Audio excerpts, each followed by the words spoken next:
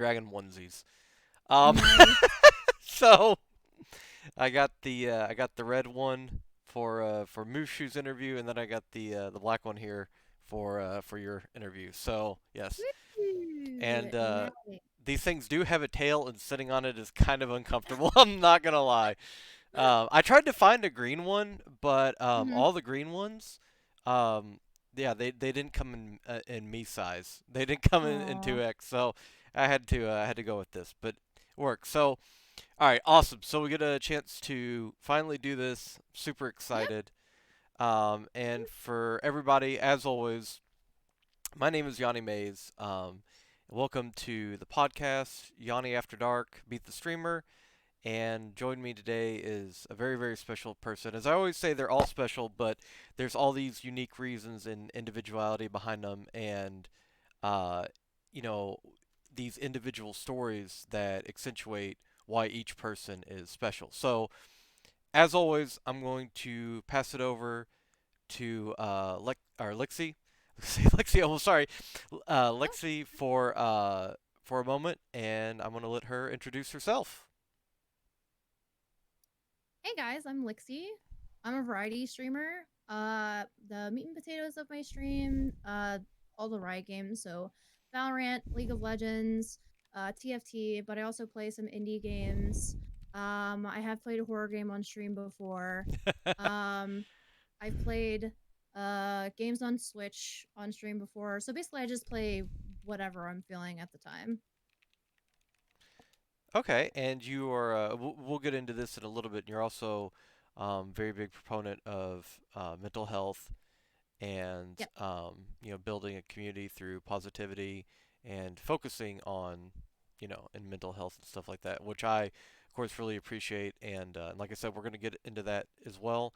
Um, Normally, I start with some background information. We are going to do that, but we got to go straight into the LCS stuff because I haven't had a chance to talk with somebody that keeps really in depth with LCS. Uh-huh. So, what is your favorite team and why is it C9? Um, no, but I know old C9. I know we have talked a little bit about that old C9 with Meteos, Sneaky Balls, High, Yep. Elimination. Um, but I know that you are currently, I guess, out of love with them because there's not a single player on that team that's an original anymore. Correct? Correct. But the big thing, honestly, is just the way the management handled the whole sneaky situation. Really kind of left a bad taste in my mouth. Just like the way that they approached him about him not playing anymore was pretty awful. And then it was cemented for me the season after when, well, I guess it was like preseason, where interviews with the the same roster also kind of hinted at like weird stuff happening behind the scenes. But I'm happy to announce that I did find a team that I am. It took a split. Like last split, I didn't have a team at all. But this split, I am now an Evil Geniuses fan, and I have already ordered my first T-shirt. So Okay, awesome. What about Evil Geniuses in particular? I'm assuming there's probably a player or two on there. yeah, so I'm actually a huge fan of LCS in general and pro play in general. I'm really passionate about League of Legends entirely. And so I watch regardless of who's playing. And I've kind of been that way about LCS, or the sport, the esport in general, since 2018. Even though I've Okay. been around League of Legends for forever since beta. But uh there's a few players on the team that I really liked. Two of which were from C9 in 2018. Okay. Um, Another of which was on C9 in 2018, but he was like a fill-in, so he played a few games. And then what really cemented it for me is that they added Golden Glue, who's a North American Right. Yeah. Yeah. mid Yeah. laner. Yeah, yeah, and he also played for C9 at some point. But there's only two North American mid laners in the LCS right now, and he is one of them. In addition to the fact that they put Huni on the roster, and Huni is such a fun player to watch, and he was on Dignitas last season, when they went to Worlds after being in last place basically for most of the season. Now, who are the C9 players are that were 2018? Was that them or? Because I don't think Huni Um, was C9 ever, right? no. Huni was on. So basically, the top laner that Huni replaced is one of the ones that was from C9. His name is Kumo. Okay, Um, the, uh, the old mid laner from Evil Geniuses is Jizuke. He came from the LEC, which is Europe's league. Um, then Zazel, who was sneaky support in 2018 and okay. 20, I think 2017 and 2018. Um, and and Sven Skaren, who Yeah, was yeah, yeah. C9's jungler in 2018, and he was the MVP in 2018 as well. And then he was also formerly TSM, correct? Yes. Okay, yeah. Mm-hmm. Right, more, yeah, yeah. We were talking about Soul Scarin. Um, Yep, Soul Karen. And that's another thing that's really fun about them adding Golden Glue because they used to call Golden Glue and Sensgaren the Swole Bros. So bringing the Swole Bros back together. that's awesome. And who's the other North American mid laner? You're gonna have to remind me because I thought Demonte. Javante. Demonte. Okay. Um, And Demonte was on the same Dignitas roster that went to Worlds with Huni, and he was cut and didn't have. It's weird. He didn't have a team like at the end, like right after Worlds, and so did Golden Glue. So it was really weird. There was like a threat that there would be no North American mid laners in North American. hmm, So okay. For those of you who don't know, in League it's kind of interesting. Um, there's kind of almost a tier list per region, or there was when I watched it. There was almost like a tier list per region where European mid laners were the most prevalent to be, from their region and go across to different regions. And then after that, it was North American ADCs, and then it was Korean top laners and Korean junglers, and there was kind of like a tier list, um, and it was always kind of interesting. I guess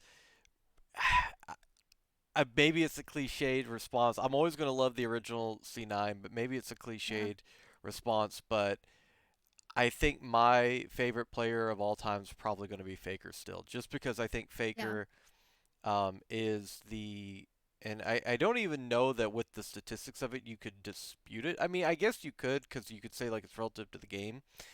But I mm-hmm. think from what I remember reading in an article in like 2018 that like Kotaku put out, Faker is the best pro uh, game player of all time, just Yeah. based on his. That's definitely a consistent. I mean, verdict. Honestly. Yeah. That consensus hasn't changed. Okay. Yeah, I was gonna say because based off of his world championships, his MVPs, his tournament winnings, his player Yeah. earnings, his because I think at this point he's the highest played. Um, there might be a Dota player, but don't quote me on that. But Mhm. I think Mhm. he is the highest played professional gamer right now because I Mhm. think something like SKT was offering at one point like 2 million or something like that per year or Mhm. something like that to play. It was Yeah. ridiculous because he was going to retire. For those of you who don't know, Faker is he's pretty much a savant. I mean, it's not just one Yeah. of these things where, and I'm not saying that people who aren't are who play video games aren't inherently good at other things, but Faker was his career choice outside of video games was surgery. He was going to be a surgeon, um, and he wasn't really sure that he wanted to stay with League of Legends. But at this point, they have just thrown so much money at him, and he's only like what is he 24, 25, I think at this point. I'm not. So Yeah. I'm not sure. because I think he Um. started when he was 18. Yeah. Um, so yeah, it's insane how good he is. And at one point, he was in solo queue. He was um, in the top five and and there's essentially five lanes in League of Legends. There are five roles, sorry. But there is mid, top, jungle, ADC, and support. And Faker at one point was top five in Korea, which is the hardest region to climb in. He was top five in three of the roles. And in mid lane at one point, if I remember correctly, of the top five spots in Challenger in mid lane. So rank one, two, three, four, five. Three of his accounts were of the top five. So for those of you wondering if you want to equate it to something like Overwatch or something like that, that would be the equivalent of a DPS player in Overwatch having the top five ranks, having three of them secured with three different accounts. So that's how good Faker is. Because the first thing that comes to mind is how somebody spend that much time on it, and the thing is, he doesn't really have to at this point. He can pretty well secure them just on his own merit. Um, and it's I don't know. I sing his praises because it's amazing to have somebody that consistently good. But also from the Mhm. interviews I've seen, what I like about the League of Legends players is that there's a good mix of humility, professionalism, and entertainment. Celebrity in them. I think one of the prime examples. Oh, okay. Actually, real quick, we're gonna take a minute because Maury wants to ask you a question. What do you think of Closer? It's so funny he's asking about closer because I was literally just about to say that that who was it? Uh Fion on Fire, who is a huge journalist in esports. Mm-hmm. He just mentioned that Closer was 9 years old when Faker went to his first worlds or something like that. So like he's Wow. so young, like the comparison, with the newer pros on the scene is funny. I love watching Closer play. I I watched Closer last year or year before at Worlds, and I was very impressed. He was one of the only like competent people's players You're fine. on on his team at the time, and it was just absolutely amazing to watch him play. So when he came to NA, I was not surprised at all because he's just absolutely amazing to watch. Oh, Maury! Holy crap! Oh, and I wanna say real quick that that Maury is she. just, just real quick. But oh, yeah, Audie, that I gotta learn to update that because I am bad at that. Maury, thank you so much for the five gift. That I really appreciate it, buddy. Much love. So, I think one of the things that is really intriguing about that relationship is that Faker, he will eventually, I think, retire. I think he'll go on to do other things. I think I'd be legitimately shocked if at some point he doesn't take a serious coaching position somewhere. Mhm. I think Mhm. at this point, I don't think it's necessarily that he's given up on the dream of being a surgeon. I think that that was his career choice outside of this, and he Correct. didn't know Yeah. how sustainable it was going to be. And Mhm. then what was it? The first time that he went live and streamed, he had like 100+ thousand viewers. That's So crazy. so I think now with streaming, because and this is what's so fascinating is, I don't mean to make Faker sound like an old man, especially when I'm many years older than him, but when Faker first started, a lot of the LCS stuff was still in its infancy, and so was streaming. Yep. I mean, Yeah. streaming was still Yep. just getting off the ground, and you didn't have a lot of big names in streaming. And so once you became a pro player, and then you retired, that was pretty much it. You could make tutorial videos, you could make some YouTube content, you could be an analyst, you could be a shoutcaster. I mean, there were definitely avenues to explore, but not necessarily people watching your gameplay. Right. And it's very interesting now that that has afforded many people, I think, some of the big names. Now, I know he still plays, or last time I Mhm. saw he did, but like Afromu. I Yeah, think Afromu, Afromu is, I think, one of the oldest professional players that still plays. and one of my favorite sports of all time. Yeah, he's amazing to watch as well. I love Afro, uh, and I always liked, of course, the name, but I always liked Yeah. Bunny, Fufu. Mhm. Yep. Um, I always liked players like that, and sometimes it was almost more interesting to watch them outside of the LCS, because again, streaming is one of the fascinating things. I'd love your input on it. you have the professional, but again, you really get to connect with them through streaming. You don't Yep, even if they have absolutely. 20, 30K viewers, you still get a side of them from streaming, especially with their explanations in Yeah. the process of playing the game on the professional stage. You're not hearing any of the I mean, you'll hear some of the after replay comms and stuff like that, which is kind of funny. Um, Yeah. Especially because I think let's see, who was it? It was Afromoo and yeah, Double Lift. Yeah, Yeah. Rush Hour. Uh, they called it. Have some of the best comms ever. And Double Lift is also who I think of when I think of like one of the best trash talkers. But Yeah. Absolutely. what are your thoughts on seeing that development of the dichotomy of like the pro scene and then the streamer aspect of the pros? Um, I actually I'm grateful for them that streaming has kind of taken off, you know what I mean? Just because it gives them something else once they are being replaced by younger talent, you know what I mean? So like they definitely have it's not I don't think it's a huge I mean obviously it's definitely a change of pace and mindset to go from a high level competitor to being an entertainer, but I think it makes it so that they've been playing video games their whole lives, right? But then they can still do that and still make a living doing that, Right. which I think, when I mean, it's kind of like a different, a another option besides just coaching or being in the scene in some other capacity, where if you look at other sports, that's kind of what people's opportunities are. They'll either use their money that they have from being a professional athlete and go invest it and do something that Hmm. as a business side.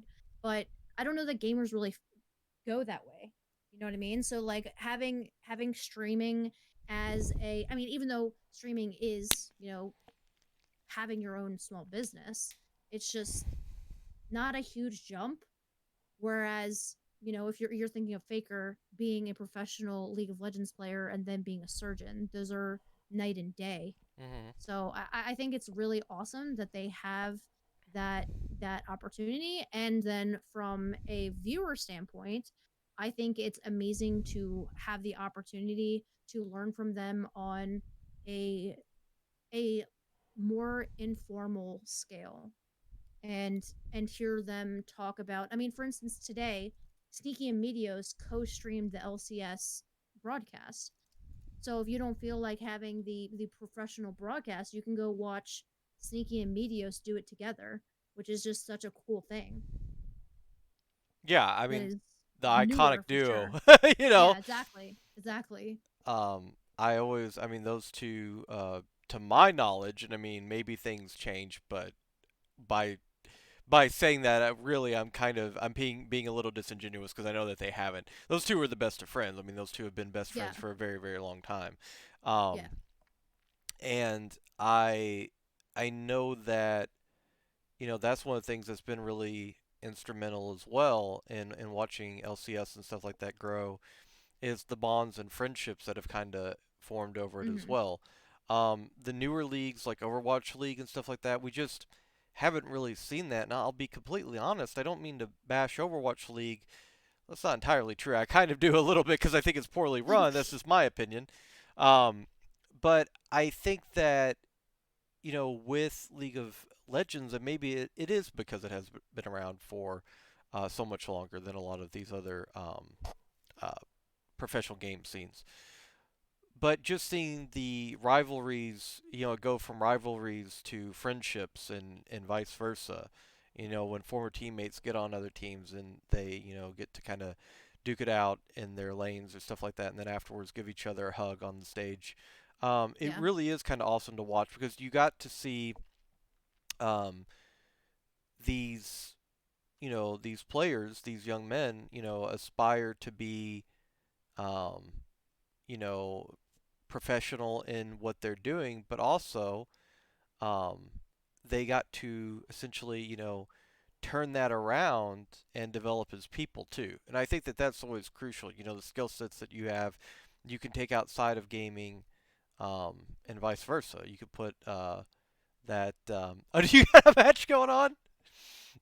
No, this is actually I found an old clip from 9 years ago. So this is really, really, really old league. Oh, okay. Oh my God, it is. Oh my God. Okay. Oh my God. I remember. I remember these. Oh my God. God bless some of the. Yeah, this is back when. This is back when your. Yeah, your average league character was 10 feet taller than the trees. Mm-hmm. Oh my. Man. All right. Well, that brings back memories. Where's the original Heimerdinger? Bring him out. Where's turrets freeze or not Oh, freeze, but they basically Ryla's was what it did. I know you. What was it? Yeah. It was Ryla. Ryla's is pretty much what it was. mm-hmm. Yep. Um, but so kind of still going with League a little bit because it's also to get to discuss this with somebody that's kind of one of the primary games that they play. Yeah. Um, what are your favorite character? Or what's you play ADC? Yep. Um, and I know two of your favorite characters, but for the sake of this, which actually one of them is one of my favorite ADCs too. But what are your favorite characters? Or Okay, so who, I should say. my favorite character like of all time is Swain. Oh, really? Um, Okay. yep. My favorite and then because I wasn't always an ADC main, but competitively I'm an ADC main. Um, and to play right now, Aphelios, even though they've nerfed him to the ground, so I can't really play him. Okay. But because of my ADHD, his kit is so intense that it stimulates me in a way that is it makes it so much fun.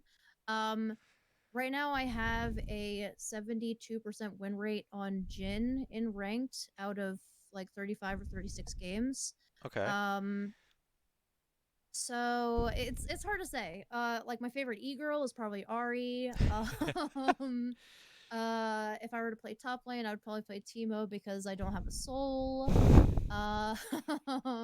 If I were to play jungle, we're gonna lose the game. But I would Same. probably play Jax. If I would play support, I would play Morgana.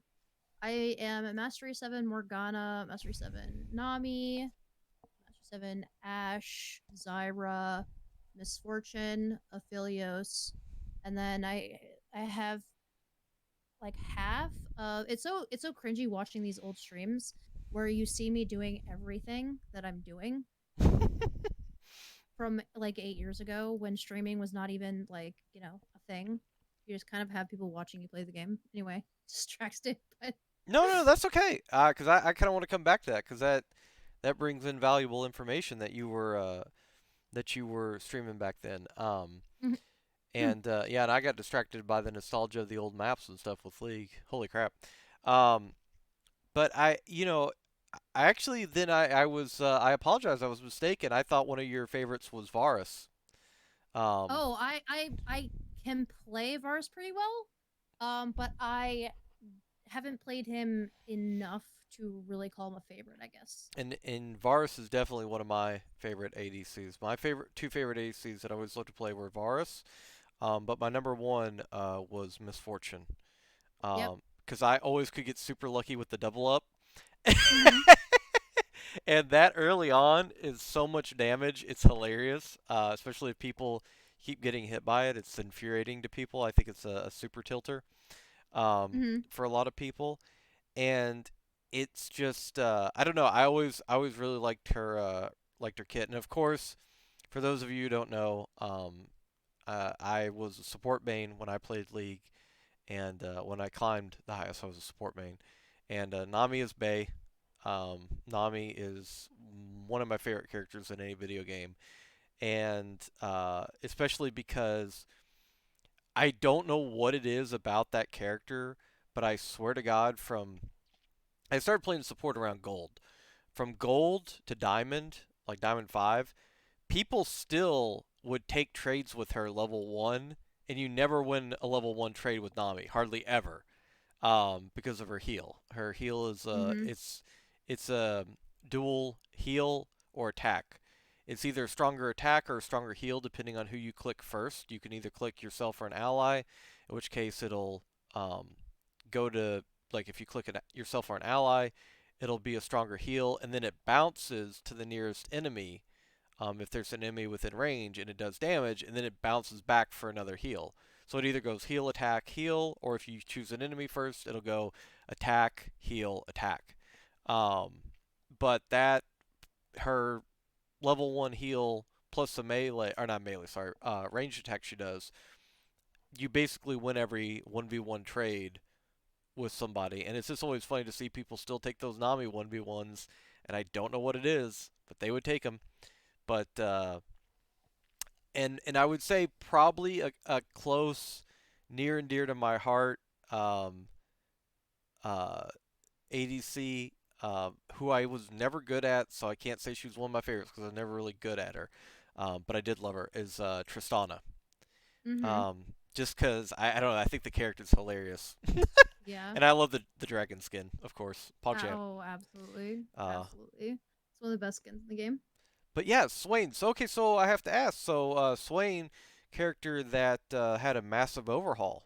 Did you Yeah. like the older version or the newer version better? Aesthetically, I like the older version better.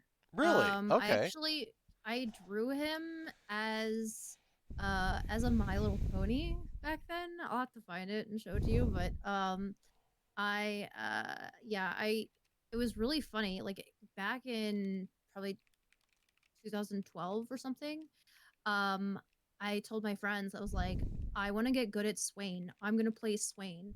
So I one tricked him for like 2 or 3 months, and I was so bad. But then over time, like this game is all about repetition and playing Mhm. so much. um, so it was honestly funny when Mobalytics, an app that like tells you different stats and stuff like that, suggested a new champ for me to try in bot lane. They wanted me to try Swain bot, and I was like, "That's really funny, but okay, sure." But I play a mean Swain support. But back in my day, I used to play mid, so I can or see the if rework. you combine it with like Morgana. I love Morgana's support Mm-hmm. too. Mm-hmm. Because I can thread the needle with the Qs, and that is hilarious Yes. if you land a bind on somebody. You know what? I don't know how long her bind is now, but it used to be like 2.5 seconds or something. It was Oh, ridiculous. it's still ridiculous. Okay. She's being played in pro play right now too. Oh, awesome. Um, going. Let's see. Logic says used to ban Tristana. Going up against her with her range was really annoying when I learned the game. Well, especially if you don't know how to keep distance from your minions when she's last hitting. You'll keep taking damage and you don't know why. If you're just learning the game. But Tristana, yeah, Tristana can definitely all in somebody level 2.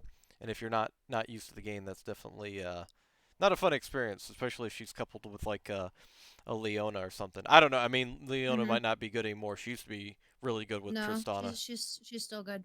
Okay. Um, Leona or Leona, sorry, I mean, Leona. if your community, and you are interested, I would love to co-stream some League with you sometime. Oh, That'd be PogChamp. super fun. Yeah, yeah, yeah. Like we can have a lane at some point. Oh, But I feel bad lately because people come in my stream and they're like, "Oh, should I play this game?" And I'm like, I don't know if I can suggest that because like it's not really new user friendly. And then when people come into my chat from Stream Raiders or something like that, and they're like, "Oh, you play League? I used to play League," and I'm like, I mean, yeah, I love this game. And then I feel bad if they come back and are tilted because they left because of toxicity in the first place, because that can definitely happen, especially in North America. But so I feel bad even saying that because I don't want you to feel peer pressured by it. But if you ever have the itch to play League, I would love to play with you sometime. no, I would absolutely be down, and I don't, I don't stress about it as much as I used to. I mean, League used to be something that, especially as a support, it could be really infuriating. As a mid laner, I had more control over the situation because Snowball meant a lot more. But Yeah. as a support, I can feed my ADC. all the kills in the world, and if they're just flashing under tower at a certain point, it Yeah. doesn't. I can't save, so to speak. I can't save somebody from themselves unless I'm Tom Kinch. Um, Yeah. and I don't know. It's one of those things where I kind of want to go back to um play some League kind of randomly sometimes, but I don't think I'd ever be Mhm. able to get into it as much as I was, and so much has changed for me. Like I mean, I'm trying to think. The last character that came out when I stopped playing, I'm trying to remember who it would have been. I think it was actually a rework. I'm just trying to Mhm. trying to think of who it was because I know I was still playing when reworked Aatrox came out. Reworked Fiddle I had not seen. Mhm. Nunu I had not seen reworked. Fiddle or Volibear I had not seen reworked. Um, Silas was not a champion when I stopped playing. I'm trying to think of when. Yeah. Oh, I no. I actually, you know what? I remember when I stopped playing, kind of mostly stopped playing. It was when and you'll have to correct me on what her name is. Is it Kiana? Yep. Okay. Kiana. When Kiana came out, that was kind of when I stopped playing. Okay. Um, That's not too long ago. yeah, not because of her, not because of anything to do with the character. No, no, no. Of course, of course. Although I remember the character was hilariously strong when she first came Yeah. out. Oh, for Um, sure. but yeah, See, like, it's funny. It's funny you bring up like how much you would not know type of thing because I actually stopped playing for years. oh, I don't know okay. that I've ever talked to you about this, but I stopped playing for years. Um, I don't know if I've ever talked to you about this either, but my fiance and Renalyn, my best friend and roommate, we all met on League Oh, okay. uh PogChamp. about 9 years ago. And then probably uh a year or two into me knowing, so I knew Renalyn before I knew my fiance, Okay. and probably a year or two into knowing Renalyn, it just kind of everything aligned where stuff was going on with him, and my family owns these businesses, so you guys should move from your states and come live here. And so the three of us have lived together for about almost 8 years now, and we met on League. So that's one of the reasons why I'm so passionate about it, because literally my life would be completely different if I have never played League of Legends. You know what I mean? But when they moved here, we did a lot more IRL stuff. And we played like tabletop games and stuff like that. And then, once we kind of settled back into using our computers again, we, Heroes of the Storm was in alpha at the time. So we played Heroes of the Storm, and then we played, Heroes of the Storm in beta, and we kind of only played Heroes of Storm after that, and maybe we would come back to League here and there for ARAMs.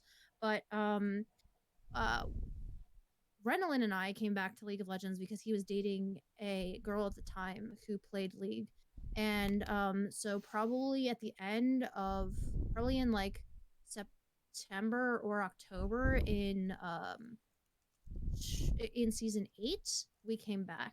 So I basically stopped for many many years, and having to like relearn um specifics about the game was kind of difficult, but it was also really, I don't know, invigorating or something. I don't know, it was fun. And now that I play League again, I find heroes really boring. I'm gonna be honest, I find it so boring. um, yeah, I'll be honest. I tried Dota a little bit. I tried Heroes of the Storm. I think I just really enjoy. I've said this about Overwatch. In the Mushu interview, I've said this about a lot of games. I am a story-driven lore person, and I really like the cinematics, and especially what they've started to add with the in-depth lore, with the comic books, and the behind-the-scenes background information and the reworks of characters and stuff. I think it's really interesting. So that was kind of always the appeal for me about League characters, is I thought that it was really interesting, especially with because again I mained Heimerdinger from Bronze to Gold, so that was kind of my Mm-hmm. one of my favorite characters. The Yordles and all that stuff. Just the fact that Yeah. you had, the little maniac genius that is Heimerdinger, and then I don't know if pyromaniac's the right word, but the explosive expert that zigs. Yeah. Um, and then which that's actually fun fact. It's actually my favorite skin is the Hextech Zigs. I love that skin. Mhm. Um, but and then you got Tristana, the little bombardier, and then of course Timo, the silent psychopathic, you know Satan incarnate.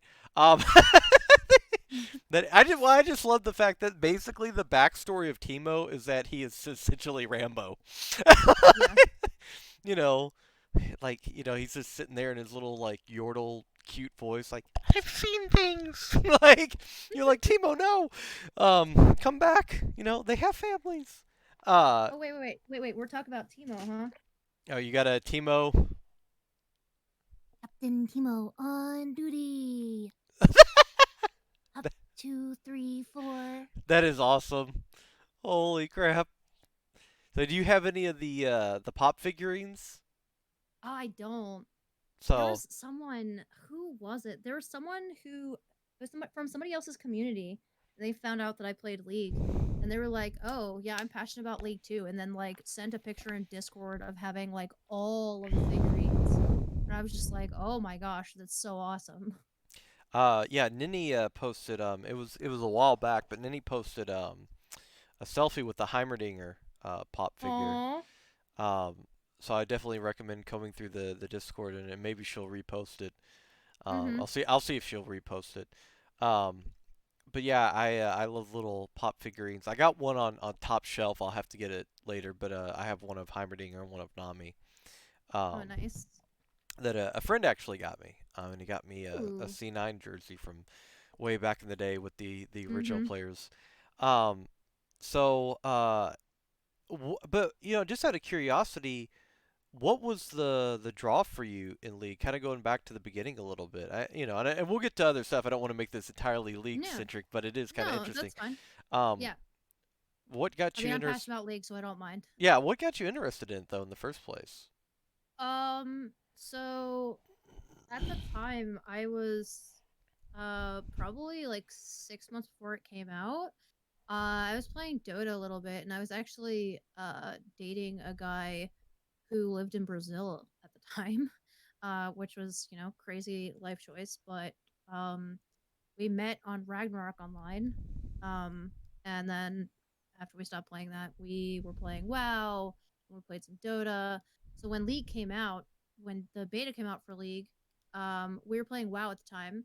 So I had an account for it in beta, but didn't play it until about 6 months after release. And it really was just one of those things where socially, the group of friends that I was playing with at the time, we ended up just switching games. So it wasn't anything poetic or Okay. anything. But I mean, I can tell you what has kind of kept me around is this feeling of like belonging to something bigger than me. Mhm. I think just the way that Riot does things is, I mean, their marketing and everything else is just really really unique. Like their music, for instance, that's just so big brained and unique. Like all of their music is so good, It and it's like is. you're a video game developer. How is like one of your angles that you're also a music producer? That's so crazy. And then again, as I said, like just because my life literally would not be the same without League, because I am supposed to be getting married this year Oh, to a Pog. man I met because of League of Legends.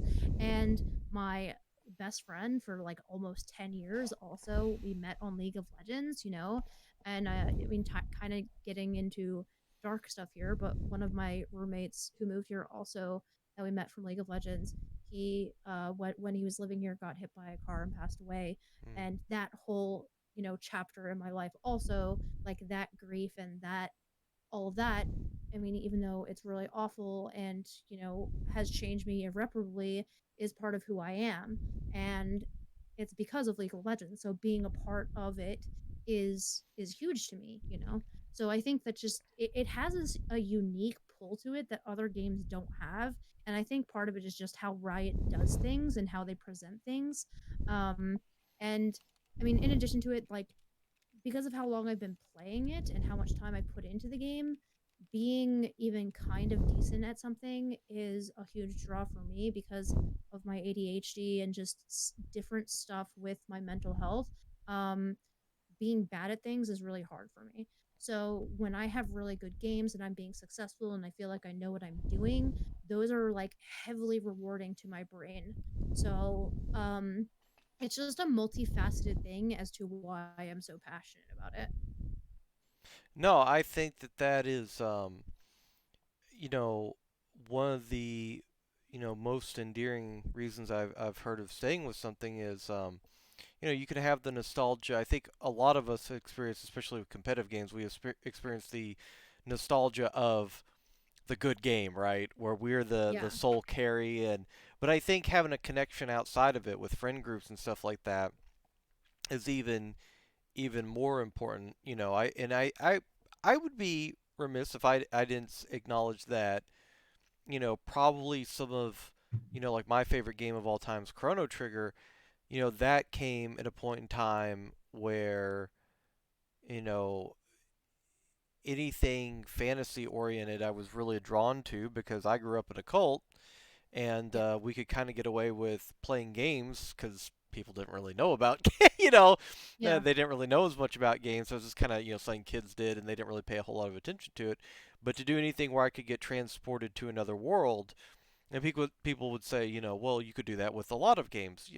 Yeah, but there was still like some type of real world grounding in Mario, for instance. I mean, he was a plumber, right? He was supposed to be like the everyman, but then I could play like a fantasy game and go fight mechanical dragons or something with like a sword that strikes with lightning bolts and all that stuff. So there was more of fantasy draws to different things, and so I do completely get that, and that resonates with me as well because I think that I've come back to games before. Well, I mean, hell, Overwatch. I come back to games for friends more than Hmm. for the enjoyment of the game even. And I'm really really elated to hear that you've had wonder. I'm sorry about of course the tragic experiences, but the wonderful um, memories that you've been able to form from the game because I think that that's something that if the game ever dissipates, you can carry those memories um, with you. And Of yeah, course. I think that that's awesome. And I love hearing stories like that because video games, I've always thought, this is my personal opinion, I've thought that they should be a catalyst for something more. Um, Hmm. of course, we have those games like, nobody's going to talk about the in-depth, um, you know, how Fall Guys, for instance, how Fall Guys is an representation of like the Great Depression or something. There's not going to Yeah. be that thesis on it, but at the same time, um, while there are games that are strictly for enjoyment and entertainment, I do love the games that are thought provoking or the games that provoke an emotional response, whether it Hmm. is jubilation or whether it is sorrow or whatever. But those games evoke that because I think it's a different, form of entertainment. I don't think it's akin to movies and Yeah. TV and books because you're interacting with it. You form more of a bond with some of these characters, and you know, I mean, like if I could, trust me, if I had enough hair left to do a perm, I'd be doing a Heimerdinger cosplay. Um, but I think that stuff, just kind of really, just really resonates with you, and that's awesome to hear. I do kind of want to ask a little bit though, because you've mentioned Stream Raiders several times. Now we've talked about it before, but I'd love for you to explain even more in depth if you don't mind. And to Sure. everybody that hasn't had a chance to hear of it, because I do think it's awesome opportunity for streamers in particular. Would you mind going Yes. over that? Absolutely. So I actually think I got lucky with Stream Raiders because so basically 3 weeks ago I was in a Darkest Dungeon streamers chat. Not so much because I like Darkest Dungeon, but I like the streamer. It His is name a is great game Professor Halo. though. His name is Professor Halo. Okay. And I saw him playing this game and I was like, what is this? This is so cool. And so I was playing with them and then it just like spiraled into this thing because you end up unlocking more spots to play with more than one streamer and stuff like that. And you unlock more units and you level up your units. And it's a browser based auto battler. And it has been an amazing opportunity for me as a streamer. But again, I think I got lucky because I as soon as I got accepted to be a captain, I of course told all of my friends that they should go apply for it. And most of them, I have not heard of one that got accepted. They kept telling them that they don't have the numbers for it or whatever. And so in Okay. my head, I'm like, I don't have the numbers for it either. The number that they were asking for was like 25 concurrent viewers or something like that, which I didn't have at the time. Um, but I mean, I went from having an average of like 9 to 12 viewers, and then the days after that I got it, I mean, it's definitely plateaued back down. But my first few days as a stream captain, I had like 25 viewers or something like that. Like average 25 through the following 2 or 3 days. So I've had a few days where stream raiders definitely brought in people, and they actually had a PvP event where you're going against other captains, and the community is so cool because a lot of the time the captain that you were going against would come into your chat and say like good luck or whatever. And I actually made friends with one of them from that, and we were kind of Oh, memeing a awesome. little bit. Yeah, so it's a really cool community, and it's a really fun addictive thing to do in between stuff. Um like I said, it's browser based, so it's really easy to just like alt tab in between stuff and put a unit down, and then I don't know, it's a lot of fun. I would say, I know that sometimes in regards to numbers going up or down, that um, it can be well, I don't even know if I would use the word frustrating, but I know that everybody loves when their numbers go up and they're like, Yeah, holy of crap, is course. this it? But I would say to anybody that gets um, their heart sinks a little bit when the numbers go up one day or one week or from a debut game or something like that, and then kind of goes back down. If you have managed to get the numbers up or sometime your viewership, you know everybody has swings in their viewership and in their sub count and Mhm. all that stuff. But if you can get the numbers to go up in your viewership, if you did it once, you can do it again. You just True. kind of have to True. find out what it was. And sometimes, there's always going to be, I mean, Dr. Disrespect, somebody said the other day that he was, streaming on YouTube Live or Instagram. I can't remember what it was. What, I watched it. yeah, and had, I had watched like it. So. 300,000 viewers, Mhm. and it was just him at a gas station or Apparently, you something. need to be careful talking about him though, because apparently they're very stingy. Just as an FYI, Oh, okay. I saw Well, someone. I saw in somebody else's chat. They were like, "Oh, you need to be careful talking about Doc because Twitch is weird about it." oh, well. I was going to say that he's not going to get 300,000 viewers every single Every stream. time. Yeah. Oh yeah, for Now, sure. I'm not saying that him or whoever might not get, but we were talking about Faker earlier.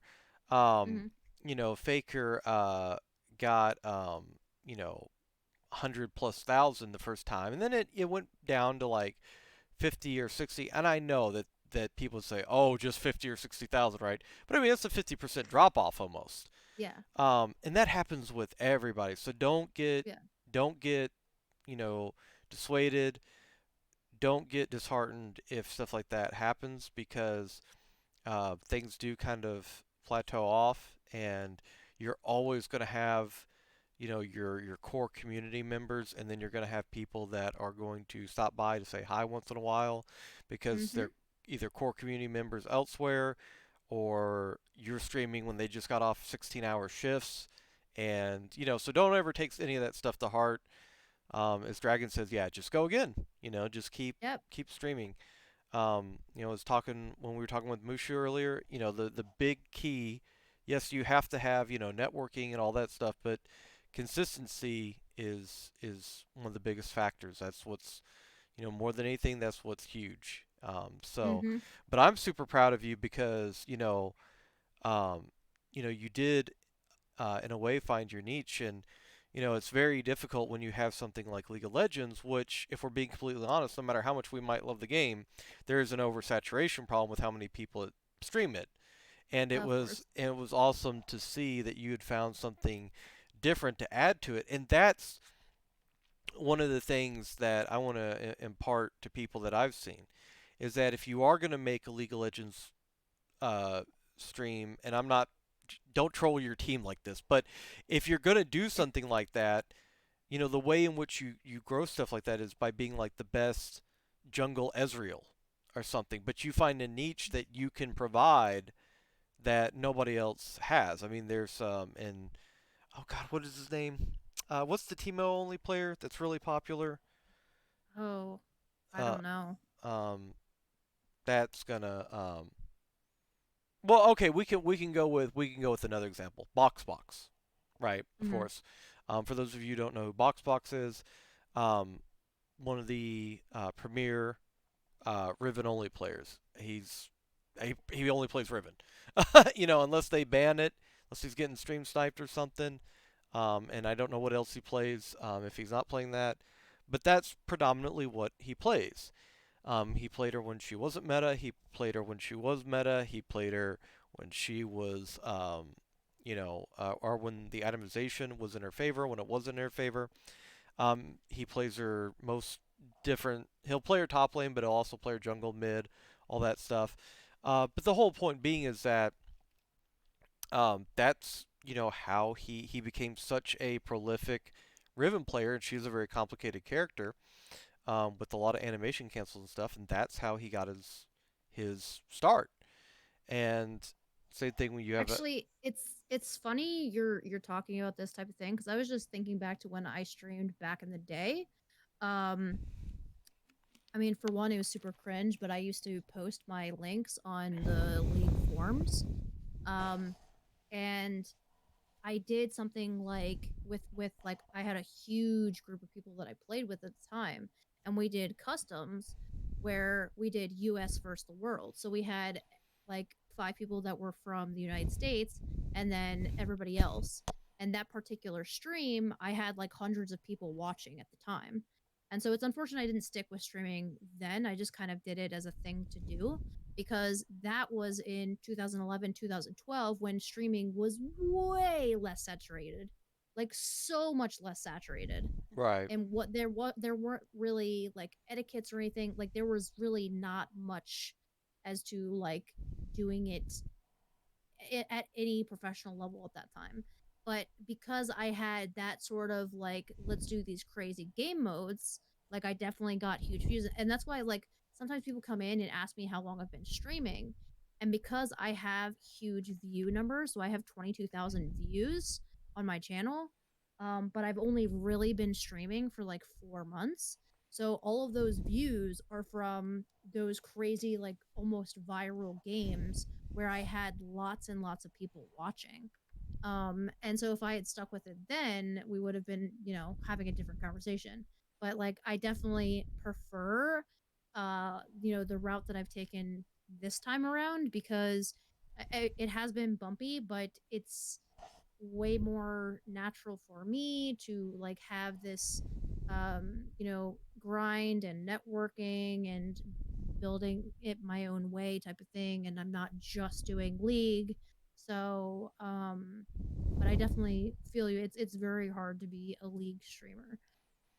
well, and on that note too, I also want to tell people, because there's a lot of, I, I could sit here too, and when I remember being 18 years old and being like, I really like this Amazon company. I feel like one day this will take off. 13 years ago, Oh. this will take off. My grandma had left me some money when she passed away, and put it in a stock fund, and I could have put it into that, and I could sit here and regret that. But the simple fact of the matter is that you know I how different would my life have been? Would I appreciated things as much anymore? Would I have, Mhm. if I made all that money, would I have, quit school, given up all that stuff, not streamed, not met any of you all, just been, you know, yeah, I would have had, potentially how much money I invested, I could have had, you know, bukus of money, and just Yeah. been, a rich, lonely guy, and genetics be damned, those health problems were going to come anyway. So then I would have just been sitting Mhm. here, was wiping my eye with the $100 bills, Woody Harrelson, Zombieland style, like ah. But the reality is that you can't regret, where you are. And I'm not saying that you're doing this, but for anybody listening, you can't regret where you are, how things have kind of come along, because Mhm. there's a reason that you are where you are, and I don't mean that just from a something you did, but I mean I do am a firm believer that life's supposed to unfold the way it unfolds, Mhm. and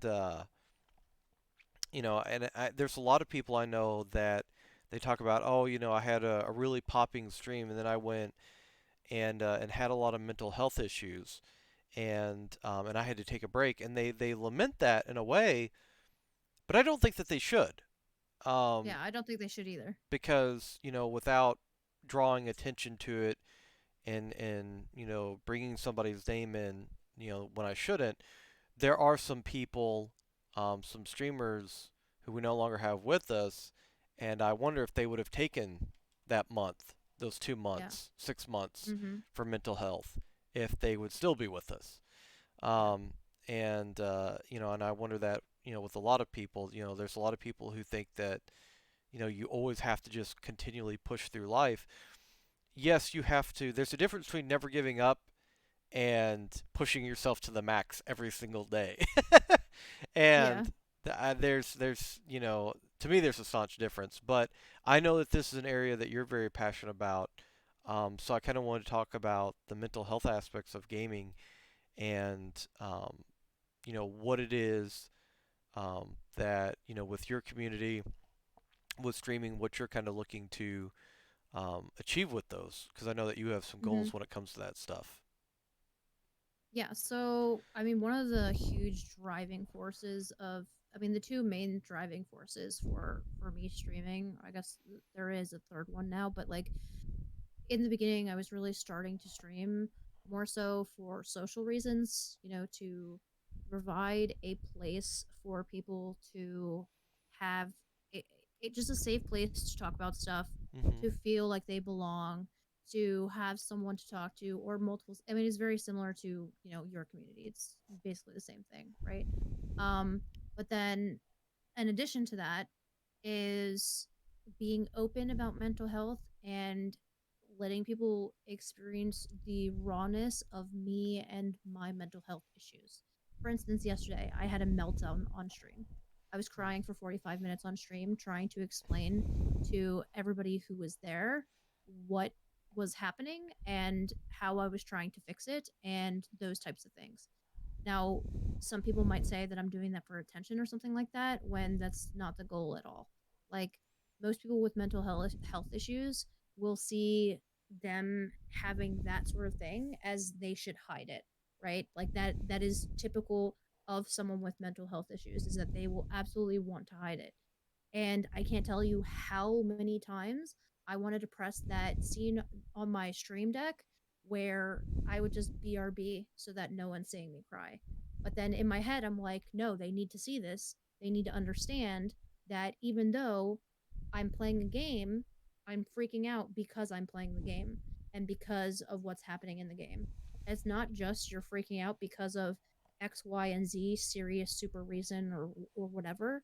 There's so many other things that happen every day in the lives of people that are not neurotypical, right? So I have ADHD, I have anxiety, I have depression, potentially I have other diagnoses that haven't been made.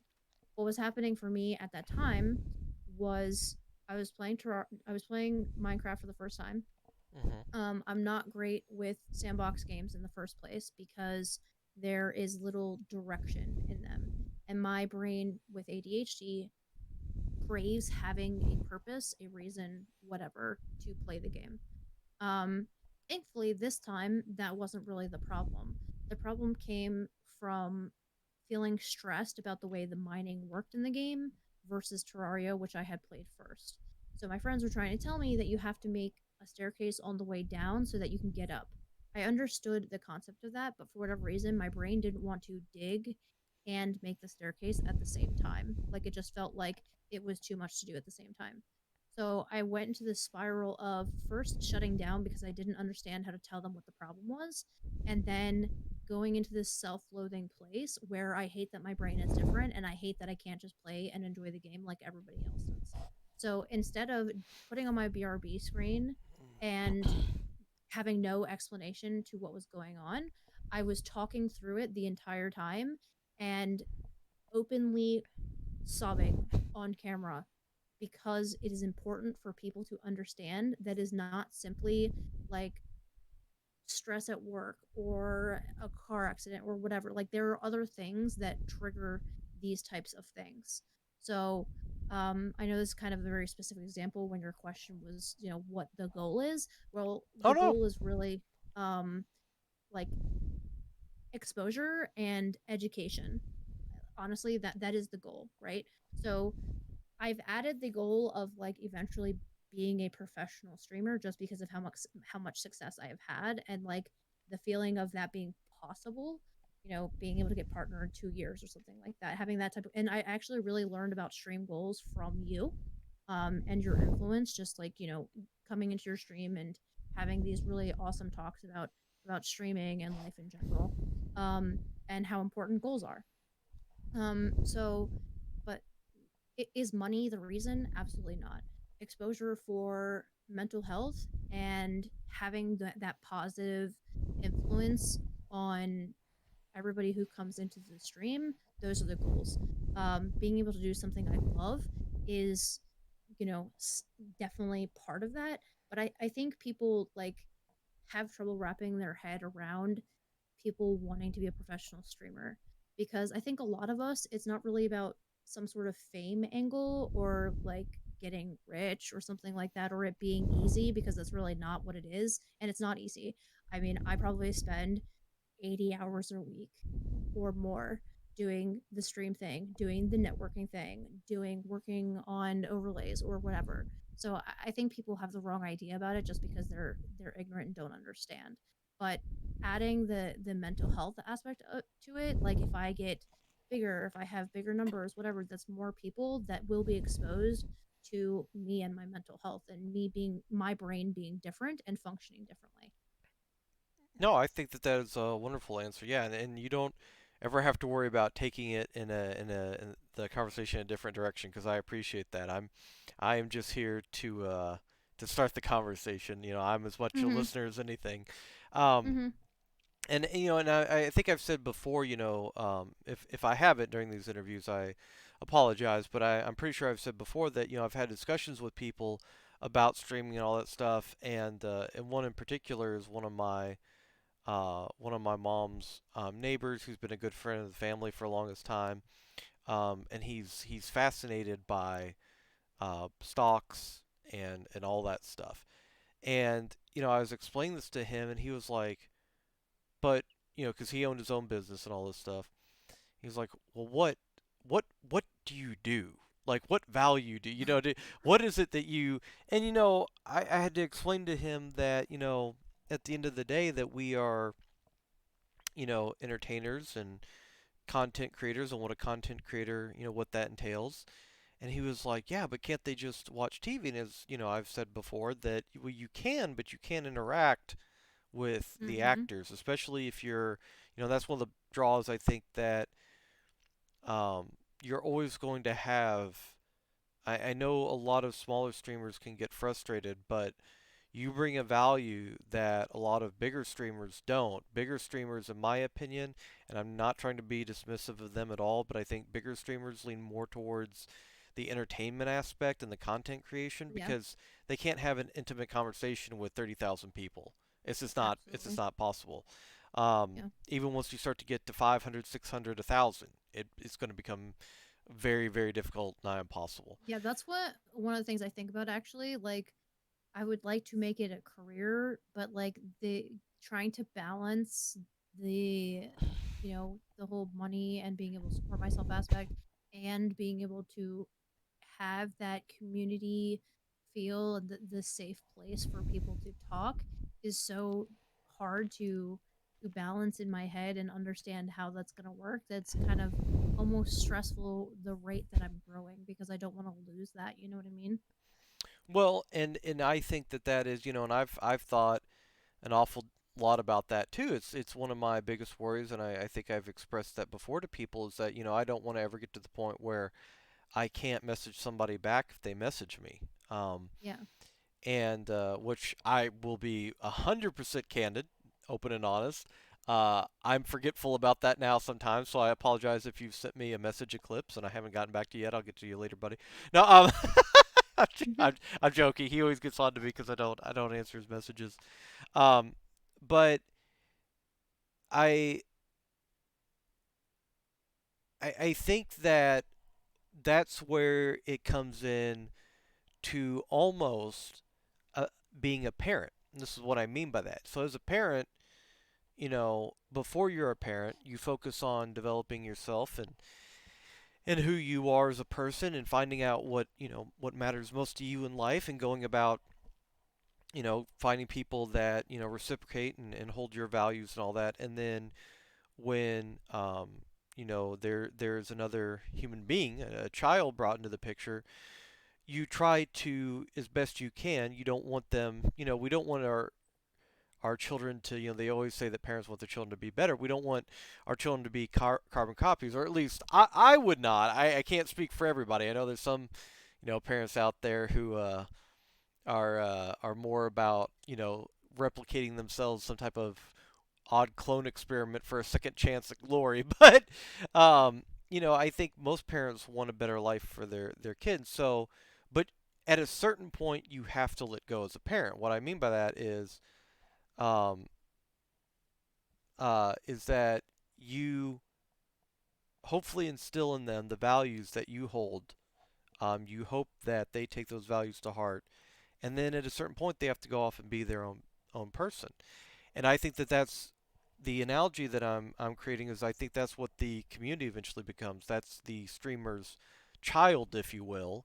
And eventually we hope that the community is a representation of our values and that, just like I said before, if anything ever happens to me, and I hope it doesn't, but if anything ever does, um, you all have formed friendships and bonds that carry on beyond me. And that's what I think, as a streamer growing and stuff like that. And that's kind of what Musha and I were talking about earlier, is that creating these opportunities for people to meet and bond and hang out, um, regardless of whether or not you're streaming, regardless of whether or not you're present, you are the catalyst for the conversation.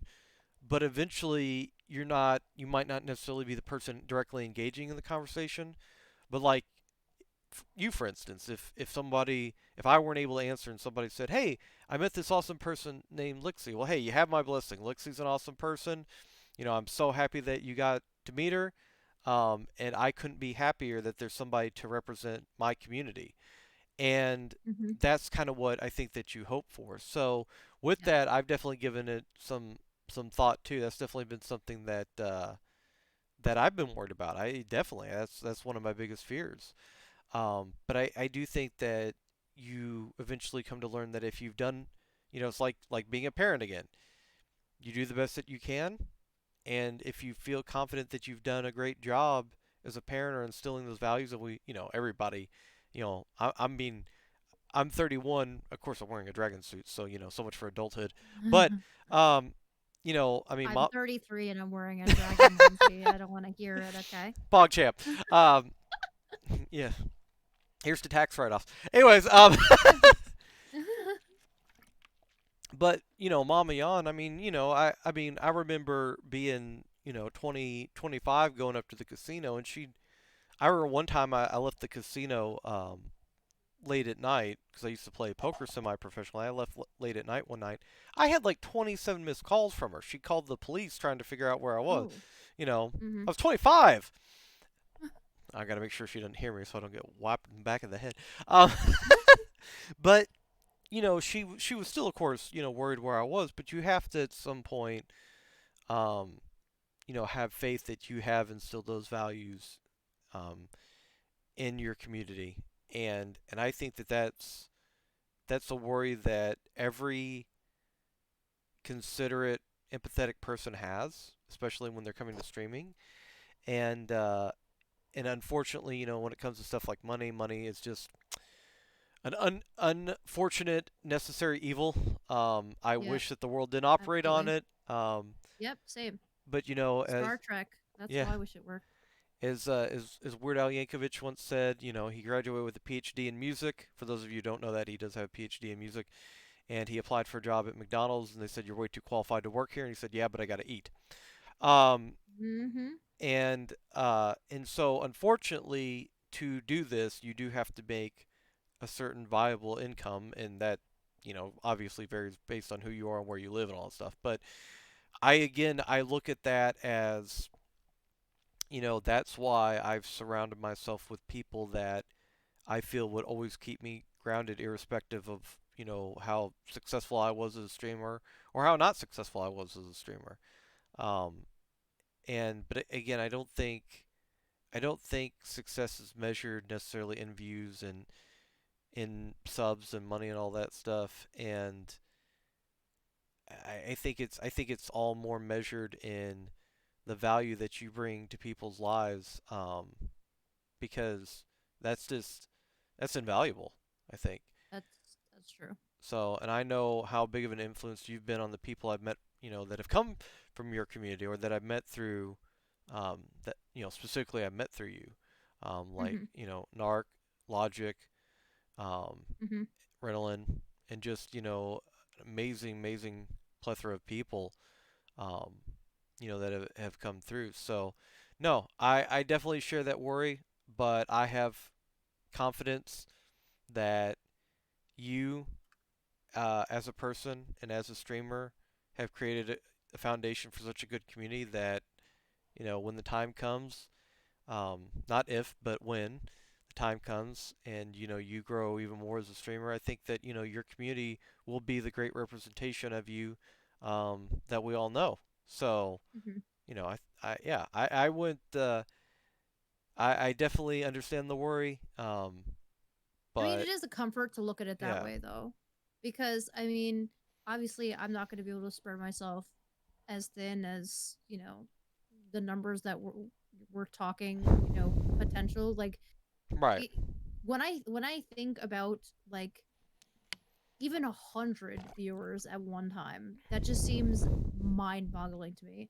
So the fact that we're like even thinking, mentioning about whatever 500 or 1,000 viewers, and we're talking about how you manage that type of community, like it just seems it kind of seems like how it's so hard to for us to conceptualize the number billion, right? It's like kind of a right, similar thing. And but I mean it is a small comfort to think like I do have all these people that are very similarly mindset that are in my community and are consistently in my community, that definitely like if I can't get to you know if the chat is crazy or whatever, there are going to be other people that are going to be able to help me out manage it. I mean, it's one of those kind of humbling experiences where you can't do it all alone. And I mean, I'm already at that point, right? Like I already feel, and part of that is because of my mental health stuff. Like my ADHD makes it so that I can't do it by myself. right, And I am so grateful that I have friends that have been helping me since the beginning. And I don't think I've talked to you about this before, Yoni, but when I was first starting in the first month, I almost stopped multiple times. Basically, every time I streamed, I had anxiety about it because I didn't have viewers and I didn't have people in my chat and stuff like that. And probably one of the only reasons why I still stream is my good friend Drew. Fascinating, in my for those who know in my chat, he's one of my mods. Um, but it's a weird dichotomy because he is one of my best friends and I met him through League actually, and we've been friends for about 2 years. Um, and but he's about um he's 20, and so since he is younger, like and just he was raised in Oklahoma. I have like a whole group of friends who were raised in Oklahoma, and so their thought process sometimes is very different from because Renelin and I play with them, like they're part of our friend group. And so like even though he is a huge part of my like support group and base and stuff like that, there are often times where his just the way he perceives mental health stuff kind of like bumps heads with how I function. hmm So it's one of those weird dichotomies where he is a huge, huge, huge, huge reason why I'm still streaming. And he actually made my transition for my stream. And him and my friend Zach made my Discord channel, and Awesome. he made my YouTube channel, and actually cut like spent hours learning Adobe to like cut my video and stuff like that. So like that type of support, like I absolutely need because of my ADHD. It's just that I also have to take it with a grain of salt, just because I've been trying to help him with helping all of them because they're younger than me. They're in their early 20s, and they're from a less liberal area than I am. So just communication and thinking about other people's feelings and stuff like that doesn't necessarily come naturally. So it's been a work in progress to help them be better people, and like that's just one of the goals of the channel in general. So it's kind of built in that I'm helping my friends do it too. um but again, it takes a village, it really does, and I'm just so grateful for I mean, honestly, like you are the I mean, I'm not trying to like play this like let's stroke Yanni's ego game or something like that during my interview. But like honestly, guys, everybody who's listening, like Yanni is one of my mentor. Like he is absolutely the base of me stream, like mentor for me streaming. And so a lot of like he's just one of those people that I aspire to be like, and it has been that way. And he's one of the first, like when I first started streaming and I only had like 1 2 viewers, him and the family plays, like I would go there and like learn, understand what it is to be a streamer, right? And like what I want, like you're used to seeing, Summit 1G or Doc or whoever, Ninja, and it's like it's a totally different world from small streamers. And like when you're first starting, you kind of don't even have an idea about it unless you've already been there, right? And so like if you're out there and you're streaming, you absolutely, yeah, there you go, drag, yes, absolutely, mentor, yeah. So Yeah. like if you have any thoughts of streaming, like this is where you're going to have success, and you'll have, it's not even just success, right? It's not the success like we were talking about before. It's not success in like numbers and money and stuff like that. I mean, yes, like the bits and the gifted subs and whatever are amazing, but when people come in and just talk to me, that's what I want. You know what I mean? Like I just I'd like for people to say, you made my day, or you give me a safe place to have conversations with people, or I was having a tough day, and coming in here definitely just turned my mood around. Like that's what we're going for. And if you're coming out here to just stream for money, you're not going to make it, because that's not, people don't, why should people give you your money if you are not, what I mean? Like it that, why, you're just another person. But Yeah. if you are providing a community, if you are building relations with people, that's what networking is, right? People who network are going to be the people that are quote unquote successful, because they are meeting people and providing support themselves to other streamers, and making friends with people. And if you are making friends with people and showing your support yourself, people are going to treat you in a similar fashion, right? So if you're trying to stream and your main goal is I'm doing this to make money, I think you are not going to be successful, and I think you're going to be disappointed. And if you end up jealous of my numbers or someone like Yanni's numbers or whatever, or the money that we're receiving, then you need to reevaluate what it is you're doing as an entertainer and as a community leader, because that's the difference. Why should someone give you money just because you're playing video games? Unless you are really good at that video game, why should they do that? And if you can sit down and evaluate and find an answer to that, then sure, go ahead and stream to make money playing video games. If you are a people person and you just want to build relationships and like maybe make money on the side, then you have the better angle at trying to get money doing it. And there's, even if you are good at video games, and yeah, again, this is stuff that I've talked about with others. Even if you are good at video games, eventually, the game that you're very good at. I mean, we're talking about Heroes of the Storm. I mean, Heroes of the Storm League shut down. I don't know what it was called, but Oh, um, really? yeah. Hmm. And so, um, you know, the people that were really good at that game, that were pros at that game, well, the pro scene doesn't exist anymore. So just because you're a professional gamer, that game, it's not a guarantee that that game's going to exist. It's not a guarantee that you're always going to be the best at it. So it's got to be something to, and I'm not, I absolutely love the guy, so there's no disrespect to him, but, I would say that Aframu is not even close to the best support anymore. But Yeah. he has built such a following based on his personality and what he brings to the table entertainment wise. There's always got to be the thing about any type of entertainment content creating is that you want to be genuine in your approach, but you always got to be forward thinking. You always got to constantly be planning what if scenarios. What if I can't stream this game anymore? What if I find an interest in this game? What if I can't stream these hours anymore? What if you always got to be thinking about stuff like that because things do evolve and change over time. And I also think as well, I'm a firm believer that if you truly enjoy what you do and you're genuine about your approach, about who you are, and the people that you resonate with and associate with, that success inevitably will come in some form or the other. Doesn't mean you're going to be a billionaire. Doesn't mean you're going to be a millionaire, right?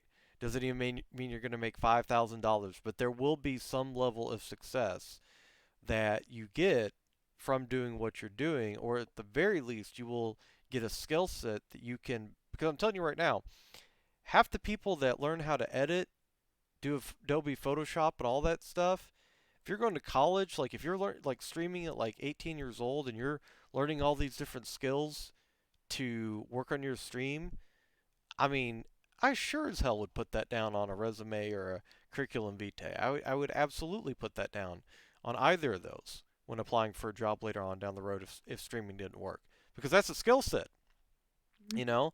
I didn't realize like all the stuff that I had to learn, and every time I tell mommy on about something, she's like, I don't know how you figure that out. And I'm like, well, I had to watch a YouTube video or have it, somebody explain it to me.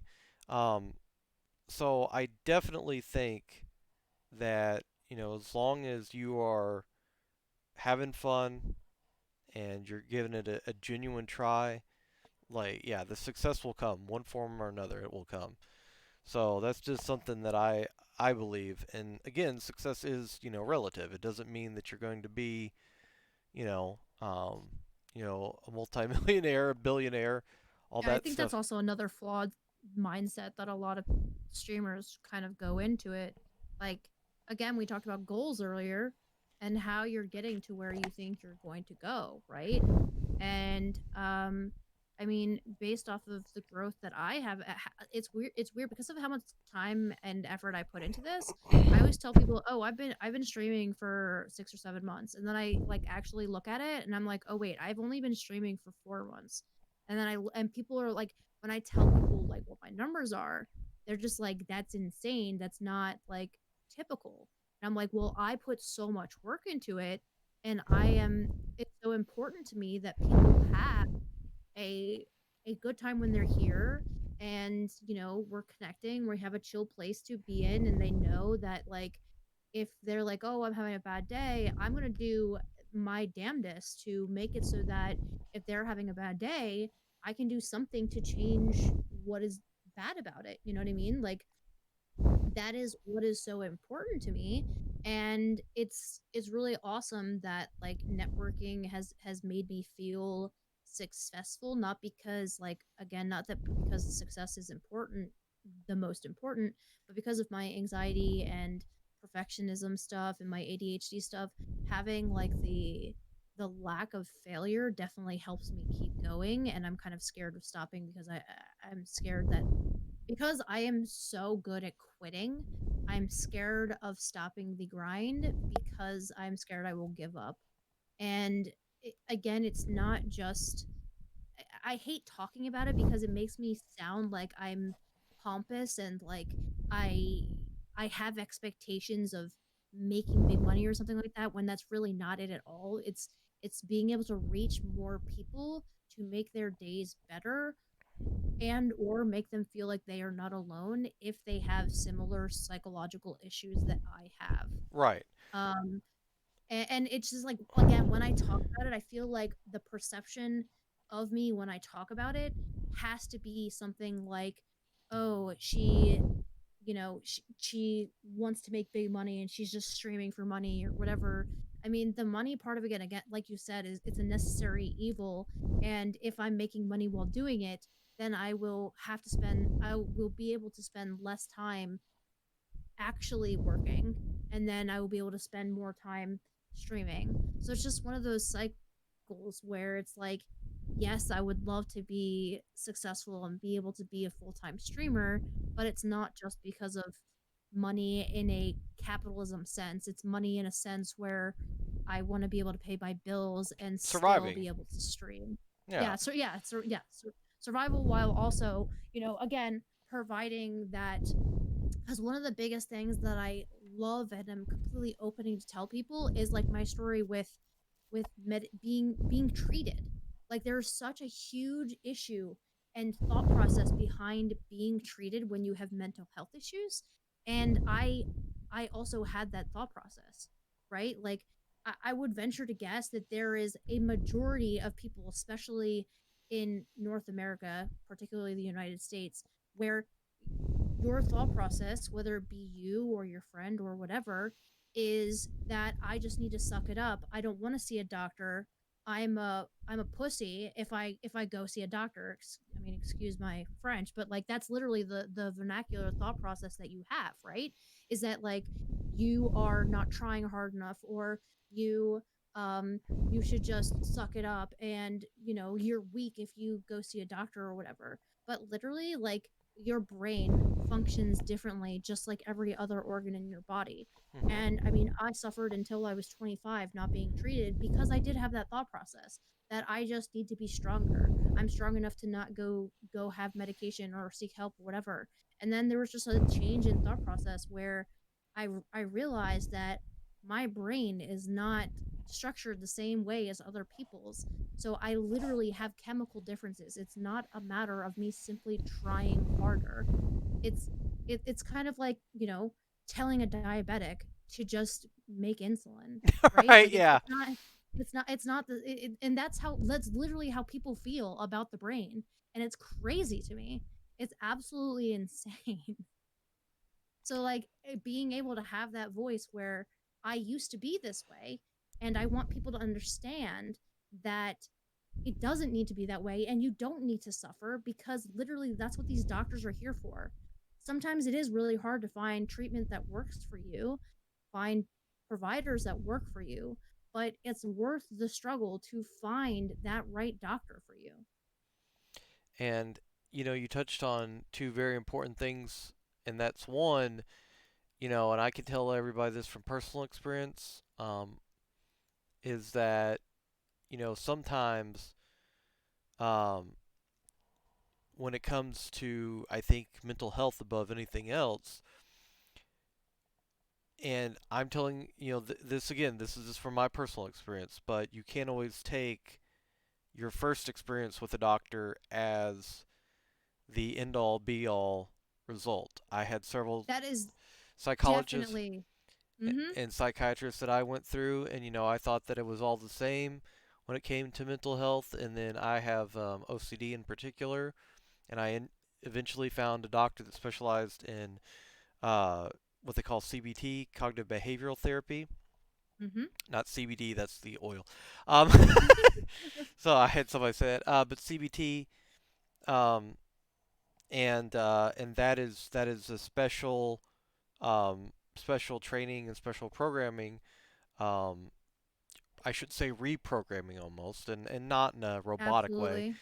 To get your brain to stop thinking about things in the um, ritual reward sense, because that's what OCD boils down to, is that your brain wants you to have to perform a ritual. It convinces you XYZ is going to happen if you don't perform the ritual, and then there will be dire consequences essentially. Um, Mhm. and And yeah, and I think that that's something that a lot of people, don't understand is that, it mental health, they call it the practice of medicine for a reason. And that's Yep. because, we were talking about Star Trek earlier. There's no scanner that they're just going to zap over your body and tell you exactly what's wrong with you. It's just not how it Yep. works. And so you're going to have to go through several, potentially you might find, on the first try, but you might also have to go through several doctors and several different opinions until you find out what works for you. And as well, finding a doctor, because not every doctor is, there's a terrible joke, but it's also a true one. And it's, what do you call somebody with the lowest GPA in a graduating class of doctors? You call them doctor. Um, Mm-hmm. and not every doctor is the same. There are definitely better doctors. That I remember, I had a doctor. I'll never forget this as long as I live. Um, I told her that I got sick eating bread, and this was before I knew about gluten and all that stuff. But I told her that every time I'd go to Jimmy John's, I would get sick, and she said, "I don't know why that would be." Completely just dismissing anything, any tester. And this was a couple of years ago. This was about 6 or 7 years ago, but this was still when celiac was a known thing and gluten allergies were a known thing, and dietary issues just in general were a known thing. I mean, things like IBS, IBD, Crohn's disease, all that stuff can be diet related, and just no no idea to check anything or anything like that. And that's a person with the same MD certifications and all that stuff, and the degrees up on the board as every other doctor in that medical group. So you definitely can't give up. Being healthy, being better, it is definitely trial and error. It is definitely a struggle, and it is definitely something where um, I have way more good days now than I have bad days, but I still have bad days. And you're never going to be, nothing is ever going to be, perfect. Like I know that I'm still having some issues with my eye. I've been, you can obviously, anybody watching can see that. But at the same time, my eye's not, not to be gross, but I mean, my eye's not pussing over. It's not burning. It's not. So you know what? It's not perfect right now, but it is better. And that's kind of how you have to look at a lot of things as well, and including with your streaming stuff. Not perfect, but better. Improving all Yep. the time. Um, and the other thing that I want to address that you said is talking about coming off as pompous and all that stuff. And I don't. First of all, I don't think you do at all. I've never ever thought that. But even people that might have some level of arrogance, if you will, and streaming all that stuff, you do have to have a level of confidence. I think that Oh, absolutely. you have to be, just me personally, I'd be looking for streamers that are empathetic, genuine, all that stuff. But, sometimes, especially with my friends who play Overwatch, um, people might think it's hypocritical because they'd say, well, you're a positive person, but these people over here, they rage in games and all that stuff. Well, okay. But they're also players playing at the top 1% or less than 1%, and they got that way because they're highly competitive, right? And they are going to look at the game from an extremely competitive standpoint. I mean, I had a friend that used to get upset with himself when he didn't hit a new high every time he went into the gym. you Mm-hmm. know, that's just, again, that's just the way that some people are wired. And you can't, just because somebody, this is one of the biggest takeaways I would give of anybody, or give to anybody. Just because one person uh, has their philosophy and their mindset, just because you're friends with them, or just because you hang out with them, or whatever, doesn't mean that you have to share that exact mindset and be carbon copies of each other. That's actually part of the the like communication aspect of things that I have tried to. I mean, like I've said, my friend group that I've had for like the last 2 years that like I've played games with. most of them are like 10 years younger than me. And so, like, the way they communicate with each other and with other people is just this, like, macho man, like, aggressive bullying mentality that they're just used to doing with each other. And then they don't understand, like, trying to teach them how you should communicate in a way that is, it's almost like trying to teach them that they're not in high school anymore, I guess. And like, I'm glad when things like that happen on stream with them, because it's a teaching moment for people in my stream too, to tell them how important communication is and how you communicate things. Because how people perceive things, you have no idea what has gone on with other people, and what has contributed to them perceiving things different ways, right? Like, you just have no idea. Like, you might think that they are being overly sensitive in response to something you're saying, but you don't know what they've been through. You haven't been in their shoes. You don't know what things that they have, experienced that changes their perception.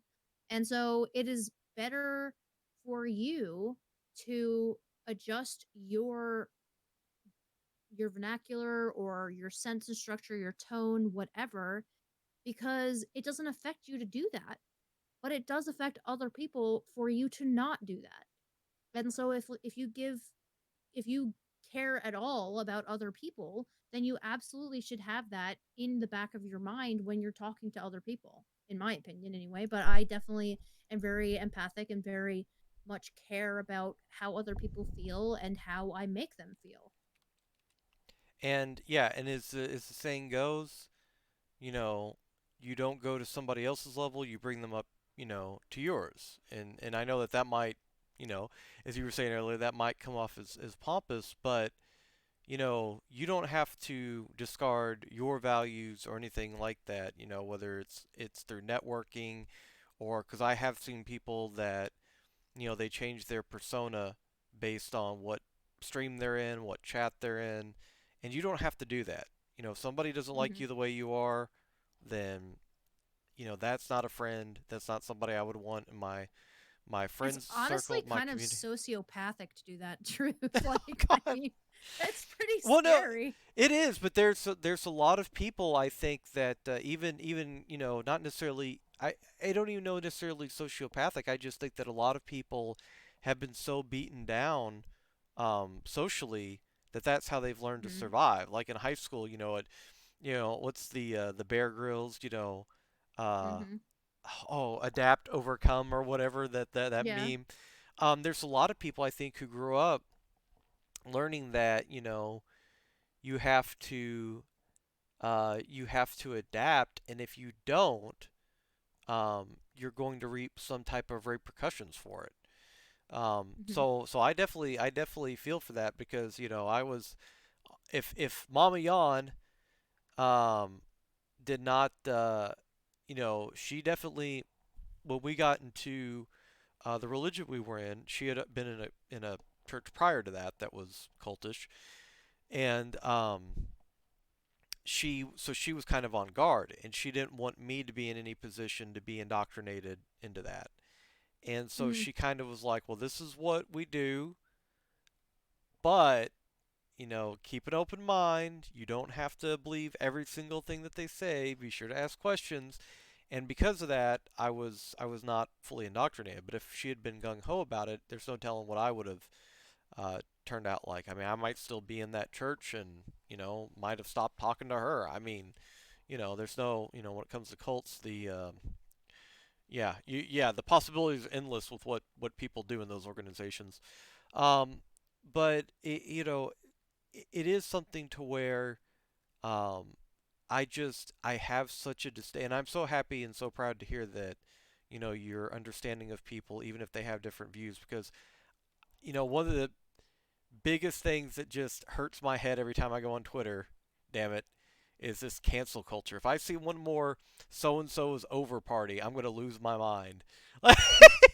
I just, the whole cancel thing, I cannot get behind it in any way, shape, or I, form. I I don't understand. Yeah.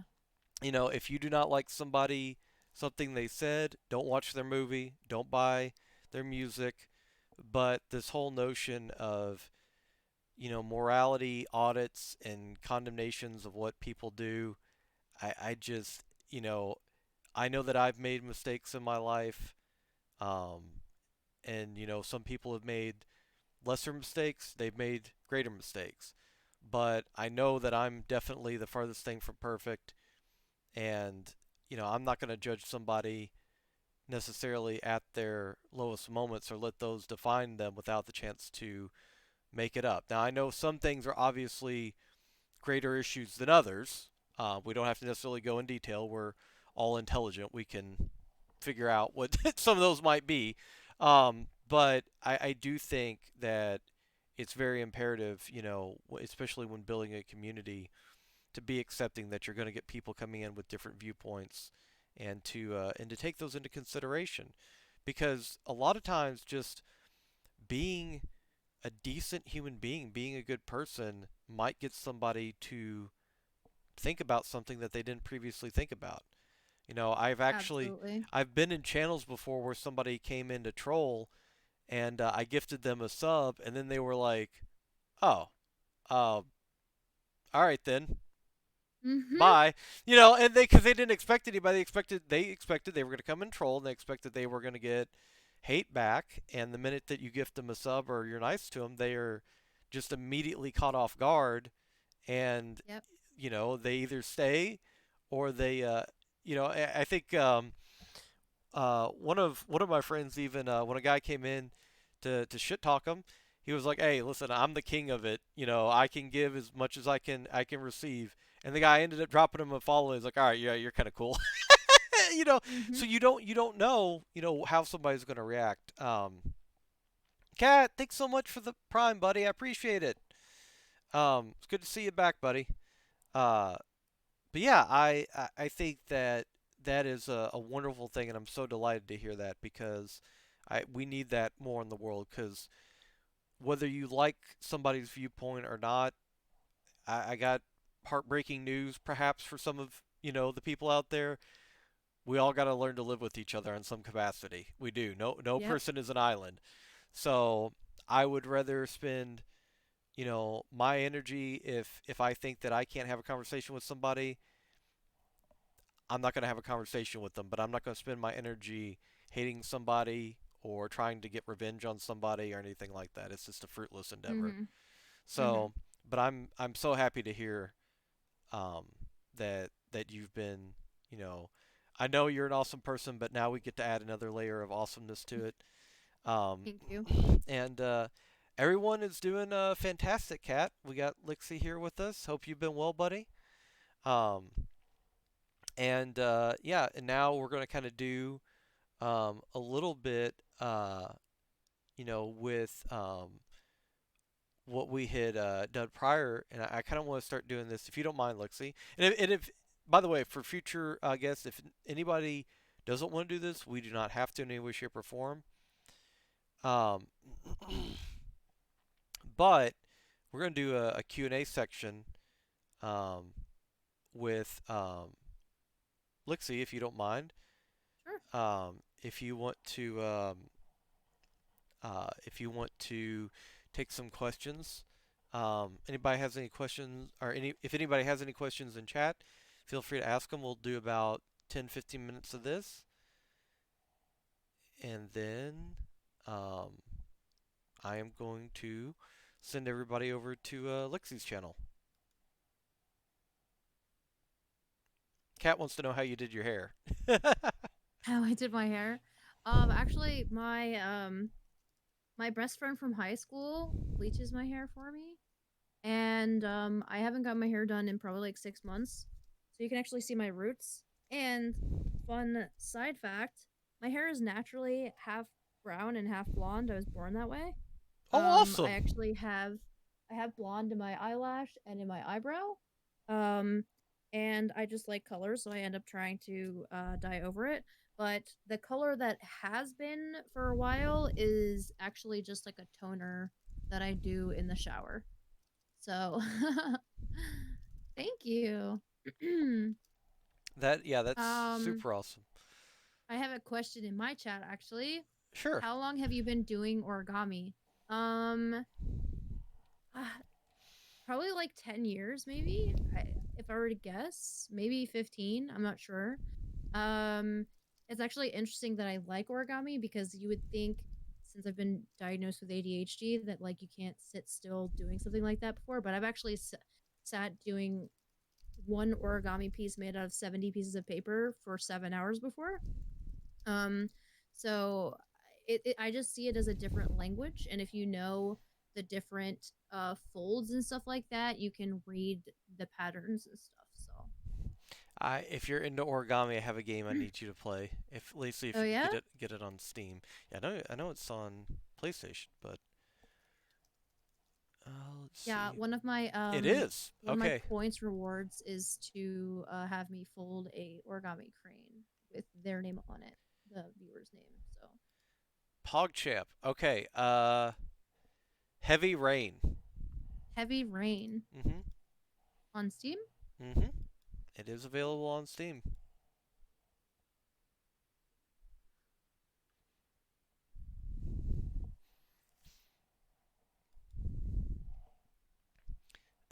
I would definitely recommend checking it out.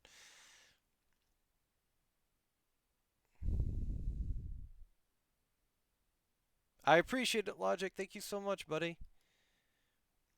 I tell you what, Cat. Heavy Rain. Press X to Jason. Heavy rain is where that meme comes from. Oh, okay. Um. I never heard that meme before, actually. One more question. What is?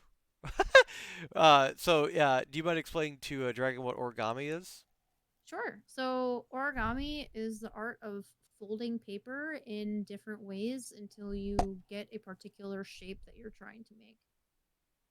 So my favorite type of origami is actually modular origami, where you make pieces and then you put it together like a puzzle. But again, for my current rewards points in my channel, you can I think it's 2,000 points for a crane, and then I'll make a crane. And you can tell me if you want it on stream or off stream. So we have a whole collection of cranes, and we're going to see as a community how many we can get by the end of the month, each month. That is awesome. I didn't know you did that. It's new actually. I only started it at the end of July. Oh, okay. Oh, your friend made you a bear? Oh, that's super sweet. That's so cool, Cat. Was it one of the Build-A-Bear things? Or is it an origami bear? I don't know how you do an origami bear. I'm sure there's a way. Origami Yeah, is like yeah, oh intense. definitely. Um, but when oh, origami, really? PogChamp. That's awesome. When Heavy Rain came out, it actually came with a piece of paper and instructions how to fold the origami. Oh, You want to show us? Oh yeah, can you post it in the Discord, Cat? that's awesome, Cat. Go take a look. Yeah. Post it in the Discord, Cat, for sure.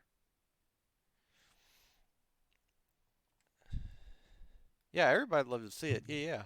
Definitely post it in the picture section. Um, but okay, if was there any other questions?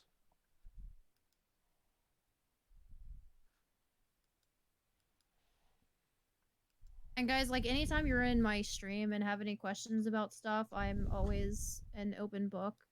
Like if you ever have questions about um any of my diagnoses or anything that I've said in stream or whatever, like I am very open about all that stuff. So if you end up something popping up and you're curious about it, you don't need to feel ashamed to be curious about it because I am down to answer questions.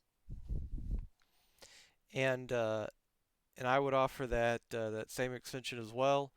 Um, and that's why it's been so awesome to have Lyxie and so many other people as a part of this community because again we share.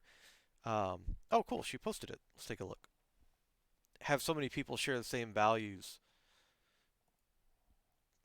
Oh, that's super cute, Cat. They did a really good job. Holy heck. Oh wow, yeah. Yeah, that's amazing. Animals are really hard to do in origami, actually, because there are a lot more folds. Because with modular origami, you're basically doing the same folds over and over again and making like the same types of pieces, and then putting them together like a puzzle. But with animals, you often have to make sometimes hundreds of folds, and it usually takes a big piece of paper so that um you don't have to be folding the paper too much on itself, and then it's too thick. Yeah, I'm not gonna lie, I completely screwed up the one for every the thinking step by step instructions, and I was like, I do not have this. Um, it is your birthday, Kat.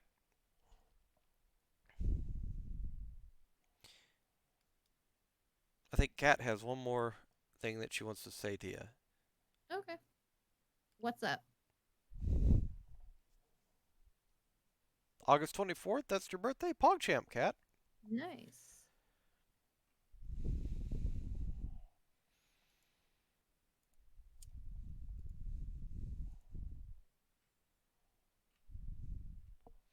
And then, all right, everybody, as promised, we are going to go over to Lyxie's channel. Been almost a 2 hour um, uh, interview stream. So Lyxie, thank you so much. Of course. Kat says you are a beautiful, amazing streamer. So I took so long. I've been going through. Or sorry, I took so long. I've been going through a tough time. No, we understand, Kat. We No understand problem. completely. I really appreciate it. Thank you so much for the compliments. Yep. And here, I'll give you a shout out since you're back, Kat. And thank you so much, Richard. I appreciate that, buddy. All right, everybody. Gonna send you all over to Lixie's stream. I'm gonna take a break for a bit again, put in some eye drops, and then I might be back to stream later tonight. Um, do some more Remnant or Hell Point or something. I haven't decided, but it'll be a little bit. Because I'm going to, like I said, rest my eye for a bit. Hey, love you all too. Thanks so much, Thank you so much, Johnny. and it's awesome having you back, Kat. And as always, thank you so much to Lixie, to everybody from Lixie's community. Thank you all for being here, supporting this awesome person. Like I said, we're going to send you all over to Lixie now, and I'll be there for a little bit before I take a moment to rest. And yeah, just thank you all so much for the birthday wishes and everything. You all have been amazing, and I will catch you all later on. Bye, everybody. And as